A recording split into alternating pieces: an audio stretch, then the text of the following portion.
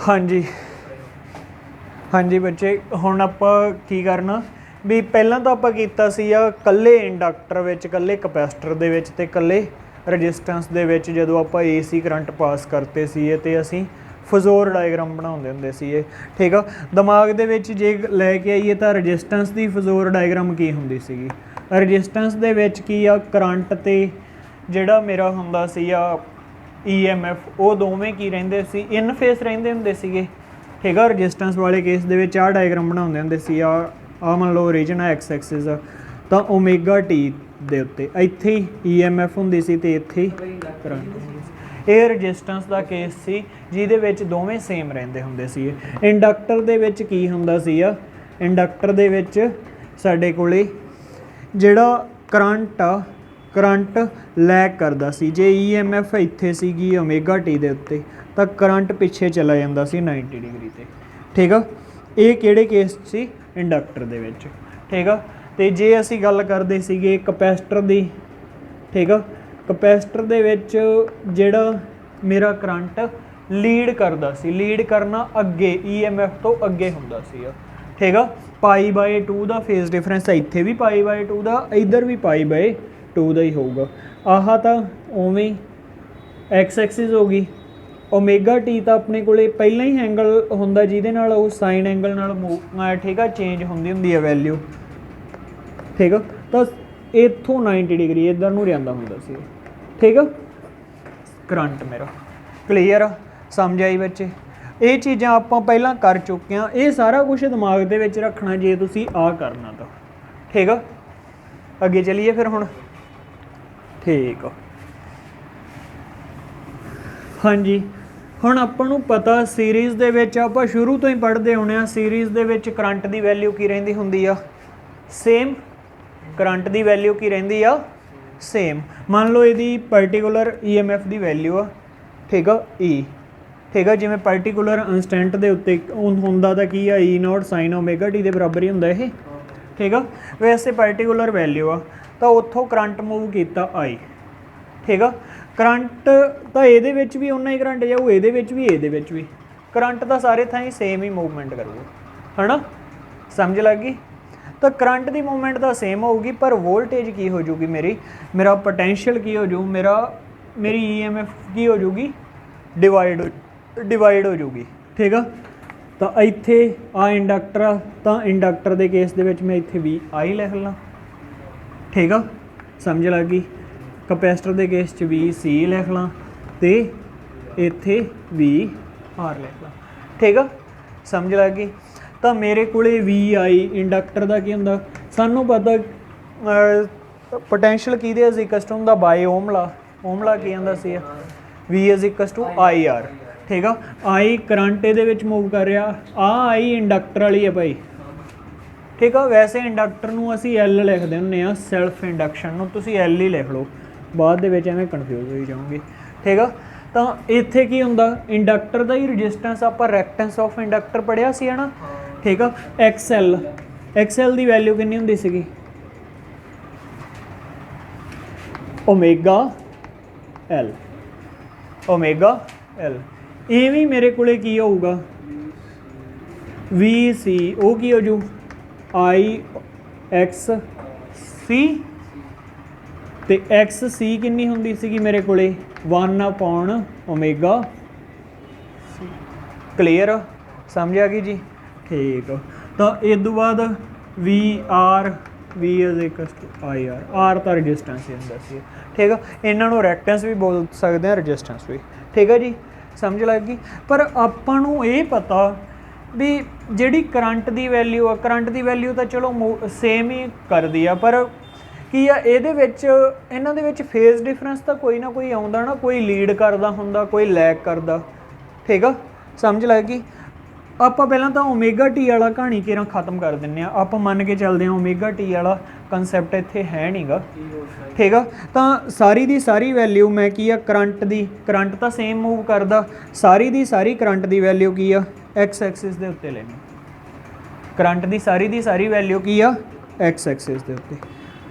ਠੀਕ ਆ, ਤਾਂ VR ਤਾਂ ਇੱਥੇ ਹੋਊਗਾ ਕਿਉਂਕਿ ਇਹਦੇ ਵਿੱਚ ਤਾਂ ਕੋਈ ਫੇਜ਼ ਡਿਫਰੈਂਸ ਹੁੰਦਾ ਹੀ ਨਹੀਂ। ठीक है। रजिस्टेंस दे विच तां कोई फेज डिफरेंस हुंदा ही नहीं, ठीक है। Inductor they case they which phase difference कितना हुंदा, ਉਹਦੇ ਵਿੱਚ करंट लैग करदा, करंट पिछे हुंदा। ਇਹਦਾ मतलब मेरी EMF ਜਾਂ वोल्टेज अगे होगी, वोल्टेज मेरी अगे होगी, किन्नी अगे हुंदी आ π/2 90 डिग्री, ਤਾਂ ਇੱਥੇ होगी। ਇਹ मेरी की हो जूगी VL। क्लीयर है जी, समझ आ गई, ठीक है। जे मैं हुण गल करां कैपेसिटर दी, कैपेसिटर दे विच मेरा करंट अगे हुंदा ते वोल्टेज की होगी, वोल्टेज की हो जूगी हाँ जिहदे विच 90 डिग्री अगे बनदा हुंदा सीगा, इस तरह 90 डिग्री अगे बनदा सी, इट मीनस मेरा करंट अगे सीगा ते वोल्टेज पिछे सीगी। मैं हुण करंट नूं मेन रखदा, करंट दे वोल्टेज की हो जूगी 90 डिग्री मगर, तां VC की हो जूगी, हाँ जी आ गल समझ आई, ठीक है। क्लीयर है इत्थों तक। हुण आह 3 वैक्टर बन गए मेरे को, वोल्टेज दे की आ 3 वैक्टर बन गए। तिन्नां दा आपां की करना, रिजल्टेंट जिहड़ा मेरा रिजल्टेंट होऊगा, रिजल्टेंट वैक्टर उही आऊगी ओवरऑल EMF रिजल्टेंट इहदा, ठीक है। समझ लग गई। रिजल्टेंट आपां किवें पता करदे हां, एक वारी आपां इह गल मन के चलदे हां भी जिहड़ा इंडक्टर दे विच, ठीक है, जिहड़ी पोटैंशियल ड्रॉप होऊगा, ठीक है, जां बैक EMF इत्थे प्रोड्यूस हुंदी है, तो वो VL दी वैल्यू ज़्यादा, आपां की आ ये मनते हैं एक बारी VL दी वैल्यू VC तो ज़्यादा आ, तो इन्हां दोवां दा जे आपां जे रिजल्टेंट कड्डांगे तो उपर नूं बन जू ना, जिहड़ी जे चीज़ उपर नूं ज़्यादा है तो, ठीक है। तो इन्हां दा रिजल्टेंट उपर नूं की बन जू VL माइनस VC। आ गल क्लीयर आ, डायग्राम च ही है ये सारा कुछ, उत्थे तो बहुत घट आ, डायग्राम च ही आ। हुण इहदा ते इहदा रजिस्टेंस, इहदा ते इहदा ओ सॉरी रिजल्टेंट विचाले किते होऊगा हाँ जी VL माइनस VC, ठीक है। समझ लग गई। तो इन्हां दोवां दा जे मैं गल करां रिजल्टेंट किते विचाले बनूगा, किते विचाले बनूगा। वो साडा मेन करंट आ जिहड़ा पास हो रहा वो उत्थों फाई एंगल ते आ, तो ये मेरा की हो गया इत्थे फेज डिफरेंस, ठीक है। तो ये की आ LCR सर्किट का फेज डिफरेंस हो गया, LCR तिन्नां दा मिला के फेज डिफरेंस फाई आ, वो फाई दी आपां वैल्यू कड्डांगे भी फाई दी वैल्यू कितनी आऊगी, फाई दी वैल्यू किहड़े किहड़े फैक्टरां ते डिपेंड करूगी। समझ लग गई, आ गल क्लीयर, ठीक है। सब तो पहला तो आप गल करते हैं, देखो बई आप कढ़नी है आई दी वैल्यू, आई भी एक वैक्टर आ, इधर VR, तो जे मैं ये पैरलर इत्थे वैक्टर ला दें तो आ भी मेरे को हो जाऊगा, ਇਹਦੇ पैरलर मैं इत्थे वैक्टर ला दें, ठीक है।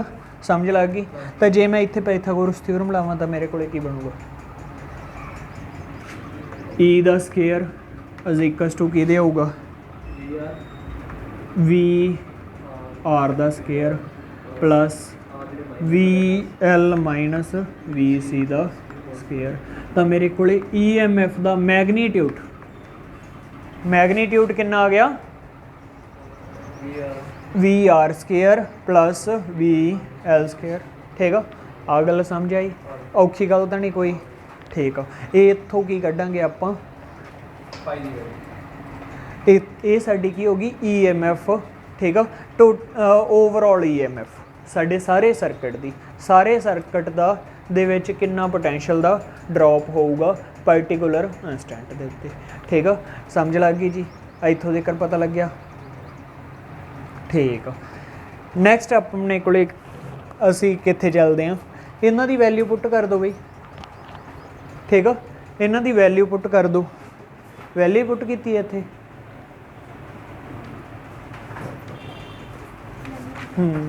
इन्हां दी वैल्यू पुट कर दो, VL दी VR दी ते VA आओ वे दिता, ये वैल्यू उही सीगा।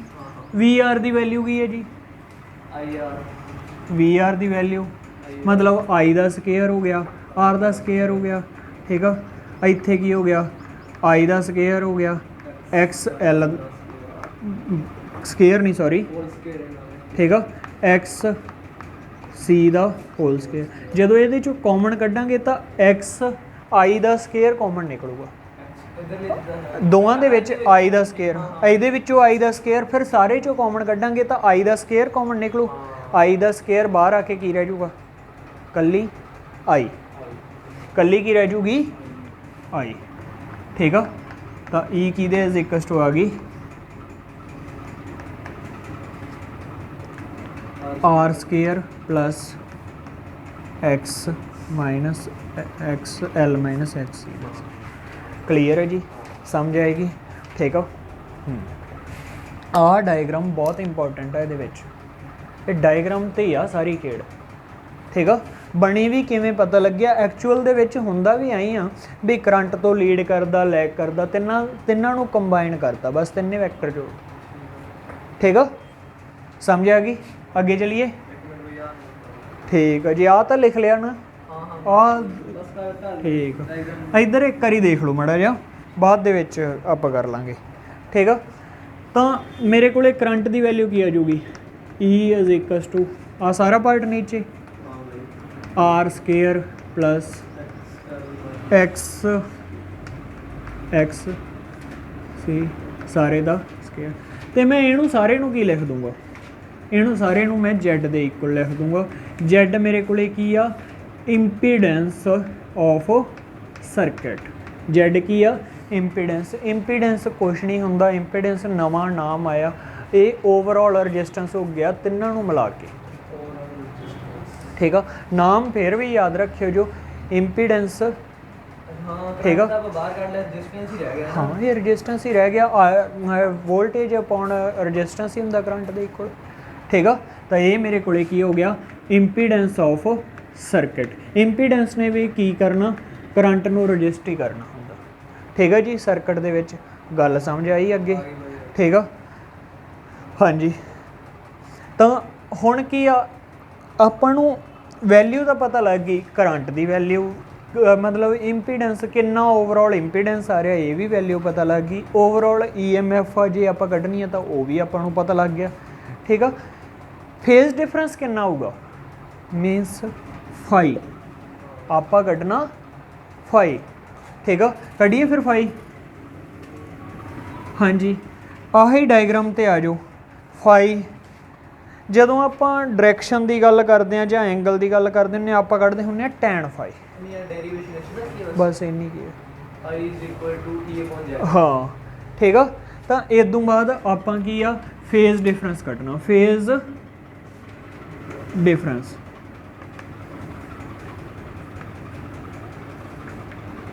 फाई तो टैन फाई कढ़ते हैं आप टैन फाई डायग्राम तो देख लो जी टैन की इक्वल होंदा P upon B perpendicular upon base ही होंदा परपेंडिकुलर की बनता V L minus V C upon V R V R इन्हां दी वैल्यू पुट कर दो ठीक है।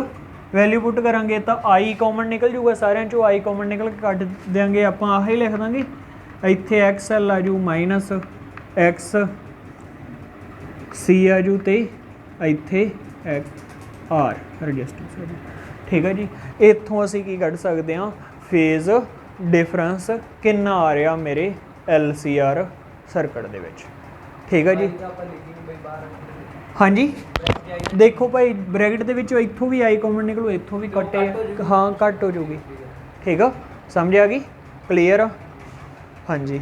सारा कुछ आप कर लिया ये ਆਪਾਂ ਨੂੰ ਇਹਦਾ ਇੰਪੀਡੈਂਸ ਚਾਹੀਦਾ ਸੀ ਆ ਮਤਲਬ ਠੀਕ ਆ ਮਤਲਬ ਆਪਾਂ ਸਾਰੀ ਡਾਇਗਰਾਮ ਦੇ ਵਿੱਚ ਓਵਰਆਲ ਦੇਖਦੇ ਕੀ ਸੀਗੇ ਆਪਾਂ ਪਹਿਲਾਂ ਤਾਂ ਸਭ ਤੋਂ ਮੇਨ ਗੱਲ ਤਾਂ ਆਪਾਂ ਇਹ ਦੇਖਦੇ ਸੀ ਜਿਹੜਾ ਮੇਰਾ ਓਵਰਆਲ ਕਰੰਟ ਆ ਤੇ ਜਿਹੜੀ ਮੇਰੀ ਓਵਰਆਲ EMF ਆ ਇੱਕ ਦੂਜੇ ਨਾਲ ਇਨ ਫੇਸ ਆ ਕੇ ਆਊਟ ਆਫ ਫੇਸ ਠੀਕ ਆ ਮਤਲਬ ਕੀ ਆ ਇਨ ਫੇਸ ਜਾਂ ਉਹਦੇ ਵਿੱਚ ਕੋਈ ਫੇਸ ਡਿਫਰੈਂਸ ਆ ਰਿਹਾ ਤਾਂ ਆਪਾਂ ਦੇਖ ਲਏ ਇਹ 'ਚ ਫੇਸ ਡਿਫਰੈਂਸ ਇੰਨਾ ਆ ਰਿਹਾ ਉਹ ਫੇਸ ਡਿਫਰੈਂਸ ਆਪਾਂ ਇੱਥੋਂ ਕੱਢ ਲਾਂਗੇ तो ਜਾਂ ਆਪਾਂ ਕੀ ਆ ਨਵੀਂ ਚੀਜ਼ ਕੀ ਕੱਢਦੇ ਹੁੰਦੇ ਸੀ ਇੰਪੀਡੈਂਸ ਜਾਂ ਰੈਜ਼ਿਸਟੈਂਸ ਕੱਢਦੇ ਹੁੰਦੇ ਸੀਗੇ ਹੈ ਨਾ ਠੀਕ ਆ ਇੰਡਕਟਰ ਵਾਲੇ ਕੇਸ ਦੇ ठीक है। ये भी ये फेस डिफरेंस तो आ रहा फाई का, नॉट आ इन फेस।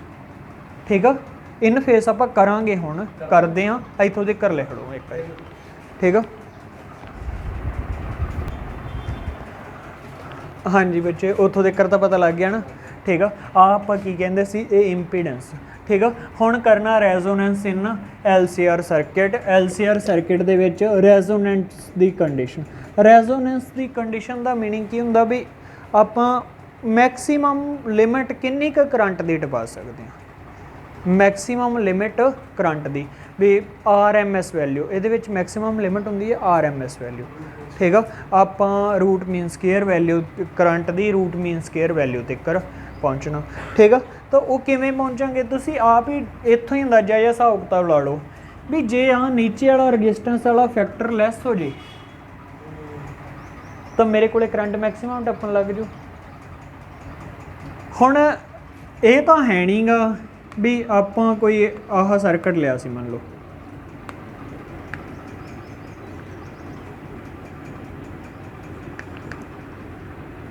आही सी सर्किट। ये तो है नहीं गा भी आप की इन्हों एक चीज़ एक दो चीज़ां कढ़ के पासे सड़ दईए, अपना तो सर्किट खराब हो जू LCR। ठीक है, की कर सकते हैं, सारिਆਂ का पर्टिकुलर रजिस्टेंस भी होगा ही होगा, पर आप की मैक्सीमम करंट की वैल्यू अचीव करने वास्ते की करांगे, किस हिसाब नाल आ वैल्यू 0 हो जाए, इन्हों दोवां दा माइनस 0 हो जाए तो कला R रह जूगा इत्थे, ते R स्केयर ते अंडर रूट नीचे कला R रह जूगा ना। ठीक है, तो उत्थे करंट की वैल्यू मैक्सीमम हो जूगी। ठीक है, करंट की वैल्यू मैक्सीमम या RMS कह सकते हैं, वो इत्थे हुंदी है रजिस्टेंस। क्लीयर, तो ये किदों 0 जे दोवें एक दूजे के बराबर हो गए, जदों आप स्केयर करांगे तो वह रूट करांगे तो कट्टे जाऊगा, कैंसल हो जाएंगे। ठीक है, ये दोवें पार्ट एक दूजे के की आ, ਜਾਂ मैं तुहानूं कहता इक्वल टू 0 हो जाए, इट मीनस ये दोवें पार्ट एक दूजे के इक्वल हो जाए। ठीक है, जदों मेरा रिएक्टेंस ऑफ इंडक्टर तो रिएक्टेंस ऑफ कैपेसिटर दोवें इक्वल हो जाए LCR सर्किट दे विच। ठीक है, उस स्टेज नूं कहने हुन्ने आ रेजोनेंस स्टेज। रेजोनेंस बई आपां की आ करंट नूं मैक्सीमम लिमिट तक लै गए। ठीक है, समझ लग गई, क्लीयर। ਤੁਹਾਨੂੰ ਇਹਦੇ ਵਿੱਚੋਂ ਪੁੱਛਦੇ ਕੀ ਆ, ਆਂਦੇ ਰੈਜ਼ੋਨੈਂਸ ਫ੍ਰੀਕੁਐਂਸੀ ਦੱਸੋ ਸਾਡੇ AC ਦੀ, ਰੈਜ਼ੋਨੈਂਸ ਫ੍ਰੀਕੁਐਂਸੀ। ਹੁਣ ਫ੍ਰੀਕੁਐਂਸੀ ਕਿਵੇਂ ਕੱਢਦੇ ਆ, ਫ੍ਰੀਕੁਐਂਸੀ ਦਾ ਸਾਡੇ ਕੋਲੇ ਆਪਾਂ ਨੂੰ ਪਤਾ XL ਕਿਹਦੇ ਬਰਾਬਰ ਹੁੰਦਾ, ਓਮੇਗਾ C ਦੇ ਬਰਾਬਰ ਹੀ ਹੁੰਦਾ ਤੇ XL ਓਮੇਗਾ L ਦੇ ਬਰਾਬਰ ਹੁੰਦਾ ਤੇ XC 1/ω C ਦੇ ਬਰਾਬਰ ਹੁੰਦਾ ਜੀ।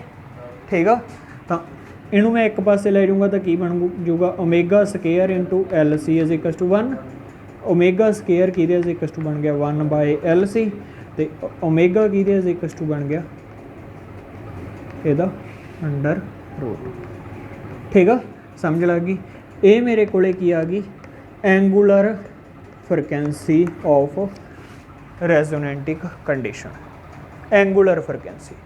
ठीक है, तो जे आप गल कली फ्रिक्वेंसी की कर रहे हो, कली फ्रिक्वेंसी होंगी है F, सानू पता भी ओमेगा एंगूलर फ्रिक्वेंसी की इक्वल टू होंगी है 2π इंटू F होंगी है जी। ठीक है, ये भी फॉर्मूला होंगे जी, आप आए नहीं करते होंगे 2π/T तो 1/T की होंगे फ्रिक्वेंसी होंगे। ठीक है, 1 टाइम पीरियड, ये वैल्यू इत्थे पुट कर दो तो मेरे को F फ्रिक्वेंसी की आ जाऊगी 2π/LC।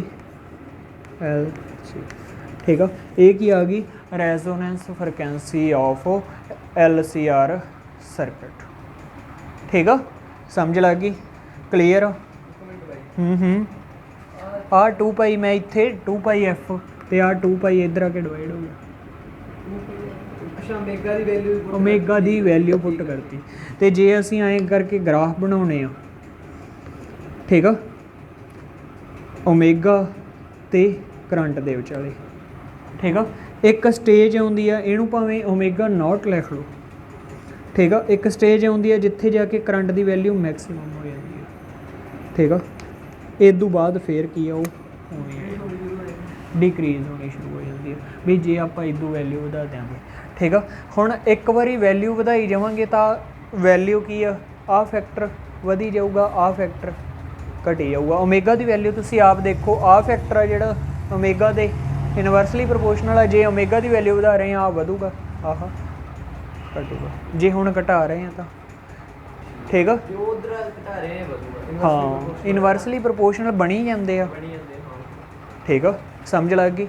ਤਾਂ ਕਰਕੇ ਇੱਕ ਇਹੋ ਜਿਹੀ ਸਟੇਜ ਤਾਂ ਆਊਗੀ ਵੀ ਜਿੱਥੇ ਜਾ ਕੇ ਇਹ ਦੋਵੇਂ ਫੈਕਟਰ ਇਕੁਅਲ ਹੋ ਜਾਣਗੇ, ਫੈਕਟਰ ਇਹ ਦੋਵੇਂ ਇਕੁਅਲ ਹੋ ਗਏ, ਅਤੇ ਜਿੱਥੇ ਇਹ ਫੈਕਟਰ ਇਕੁਅਲ ਹੋ ਗਏ ਉਹ ਕੰਡੀਸ਼ਨ ਮੇਰੀ ਕੀ ਹੋ ਗਈ, ਰੈਜ਼ੋਨੈਂਸ। ਠੀਕ ਆ, ਸਮਝ ਲੱਗ ਗਈ ਵੀ ਮੈਕਸੀਮਮ ਇਸ ਤੋਂ ਉੱਪਰ ਨਹੀਂ ਹੋ ਸਕਦਾ। ਠੀਕ ਆ, ਕਲੀਅਰ, ਸਮਝ ਆ ਗਈ ਬਈ। ਠੀਕ ਆ, ਇਹ ਬਹੁਤ ਇੰਪੋਰਟੈਂਟ ਫਾਰਮੂਲਾ, ਇਹਦੇ ਬੇਸ 'ਤੇ ਨੁਮੈਰੀਕਲ ਬਹੁਤ ਆਉਂਦਾ ਤੁਹਾਨੂੰ, ਇਹਦੇ ਬੇਸ 'ਤੇ ਹਾਂ ਫ੍ਰੀਕੁਐਂਸੀ ਦੇ ਸਿੱਧਾ MCQ 'ਚ ਹੀ ਆਉਂਦਾ ਹੁੰਦਾ ਨਾਲੇ ਇਹ। ਠੀਕ ਆ, ਸਮਝ ਆ ਗਈ। ਇਹ ਦਿਮਾਗ ਦੇ ਵਿੱਚ ਇਹ ਗੱਲਾਂ ਰੱਖਿਆ ਕਰੋ ਭਾਈ, ਇਹ ਚੀਜ਼ਾਂ ਆਉਂਦੀਆਂ ਕਿੱਥੋਂ, ਬਣਦੀਆਂ ਕਿੱਥੋਂ ਆ। ਠੀਕ ਆ, ਕੀ ਰੀਜ਼ਨ ਹੈ ਇਹਨਾਂ ਮਗਰ, ਫਿਰ ਤਾਂ ਫਿਰ ਤੁਹਾਨੂੰ ਸਭ ਕੁਝ ਸੌਖਾ ਲੱਗੂ। ਜੇ ਤੁਸੀਂ ਕਰੋਗੇ ਦੂਜਾ ਹੀ ਕੰਮ ਬੇ ਰੱਟਾ ਲਾ ਲਿਆ, ਫਿਰ ਸਭ ਕੁਝ ਹੀ ਔਖਾ, ਫਿਰ ਸਾਰਾ ਕੁਝ ਹੀ ਔਖਾ ਜੀ। ਠੀਕ ਆ, ਕਰ ਲਓ ਇਹਨੂੰ।